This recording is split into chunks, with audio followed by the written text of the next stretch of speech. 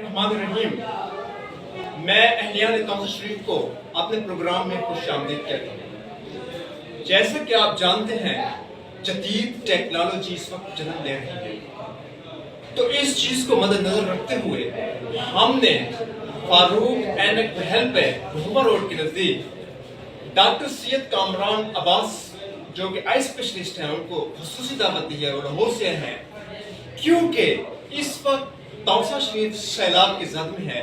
सैलाब की जद में होने के बावजूद यहाँ पर आंखों की बीमारियां जन्म ले रही हैं। आइए हम उनसे बात करने की कोशिश करते हैं कि आंखों की बीमारी कैसे जन्म लेती है, ये क्या होती है। अस्सलाम वालेकुम सर। ठीक ठाक सर, करिए सर, ये कितनी बीमारियां जन्म लेती हैं, आंखों की बीमारी क्या होती है, इसके बारे में आप बताएं। बिस्मिल्लाहिर्रहमानिर्रहीम। सबसे पहले आपको बहुत बहुत शुक्रिया कि आपने मदद किया मुझे तौंसा शरीफ में। मेरा पहला एक्सपीरियंस तजुर्बा है यहाँ के लोगों से मिलने का। जैसे आप जानते हैं कि आँख एक नेमत है जी, और बिनाई के बगैर कोई चीज़ कंप्लीट नहीं है। तो इसमें बहुत सारी बीमारियाँ हैं जिसको हमने देखना होता है एज एन आई स्पेशलिस्ट। आँख में जलन हो, खारिश हो, पानी हो, या आँख में दर्द हो, सर में दर्द हो, किसी को ब्लड प्रेशर का मसला हो, किसी को शुगर का मसला हो, किसी को जोड़ों का मसला हो, सब कनेक्टेड है आँख से। तो इसके बारे में क्या करना चाहिए इलाज की सूरत? सबसे पहले ये है कि आपको अपनी जो कंट्रोल करना चाहिए अपने माहौल को, उसमें मतलब आप अपनी सफाई का ख्याल रखें, उसमें ऐसे प्रिकॉशंस रखें जो आपकी फैमिली में होने चाहिए। फॉर एग्जांपल ये है कि अगर किसी को अशोब चश्म है, उसको जलन मींस क्या होता है? पानी जी, उसमें जलन, आँख में जलन, खारिश, पानी गर्म होता है, सोजिश हो जाती है, एलर्जी की अलामत होती है जो किसी भी कंटेमिनेशन की वजह से हो सकता है, किसी भी कॉन्टैक्ट की वजह से हो सकता है, या फिर किसी ऐसे फैमिली मेम्बर की से ट्रांसफ़र भी किया जा सकता है। जी, आज सैलाब का माहौल बना हुआ है, तो बाढ़ के बाद जो है बीमारी जी बिल्कुल, ये बिल्कुल ज़रूरी है, क्योंकि मैंने काफ़ी जगह सैलाब खान के पास में गया हूँ और वहाँ पर मैंने ये देखे मसाइल काफ़ी थे, जिसमें क्या कहते हैं उनको खांसी का मसला है, बुखार का मसला है, डेंगू का मसला है और दूसरी प्रॉब्लम्स थी। ना सिर्फ ये बल्कि आँखों से रिलेटेड काफ़ी ऐसी बीमारियाँ थी जो बढ़ती जा रही थी।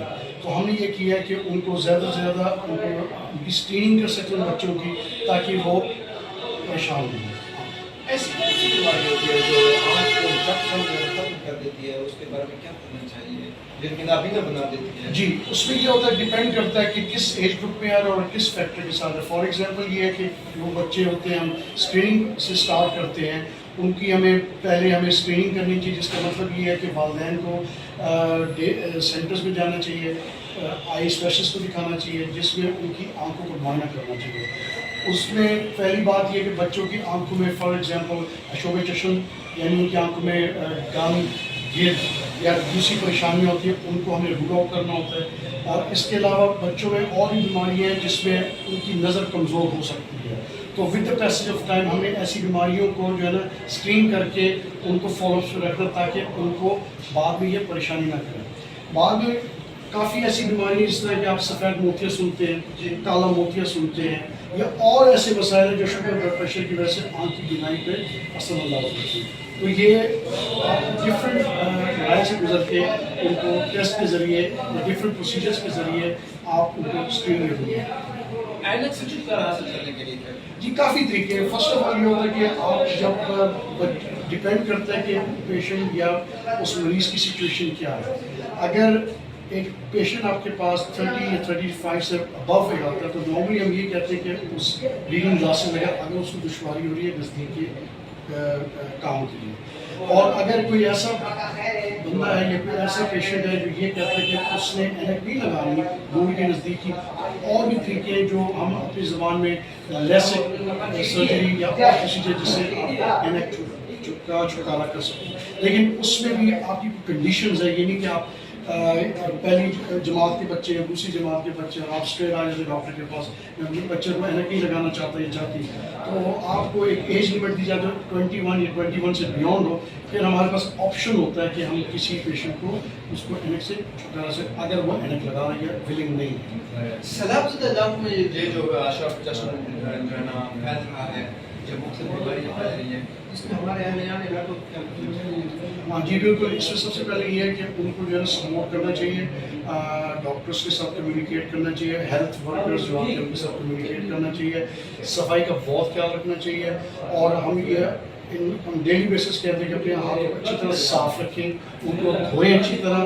کھاتے وقت, اور کیونکہ انہوں نے آنکھوں کو بدلنا بھی ہوتا ہے, اور جو بھی سمجھتے ہیں کہ آنکھوں میں بیماری ہے یا ریڈنس ہے یا لالی ہے یا ایک مخصوص ٹائم سے پریشانی ہے, تو ان کو کنسیڈر کرنا چاہیے وہ ڈاکٹر کو یا نزدیک کے جو بھی ہیلتھ ورکرز کے پاس جا کے اپنی معاملات کو ڈسکس کر سکیں. خاص کر ہم رات کو سو رہے ہیں, جب دن کو کہیں سفر کر رہے ہیں, آ جا رہے ہیں, تو آنکھیں خراب ہو گئی, پین ہو گیا, تو ہمیں فوری طور پہ کیا کرنا چاہیے؟ فوری طور پہ یہ ہے کہ آپ کو جو ہے نا کیا کہتے ہیں, اگر آپ ایسی سچویشن میں بیٹھے ہیں جہاں پہ آپ کے پاس فرسٹ ایڈ نہیں ہے, تو پھر تو ایک آلموسٹ لیکن فرسٹ ایڈ کی سہولت ہے, تو آپ فرسٹ ایڈ باکس یا ایسے ہیلتھ ورکر سے آپ کانٹیکٹ کر سکتے جو دیر دن آپ کی اصلاح کر سکے.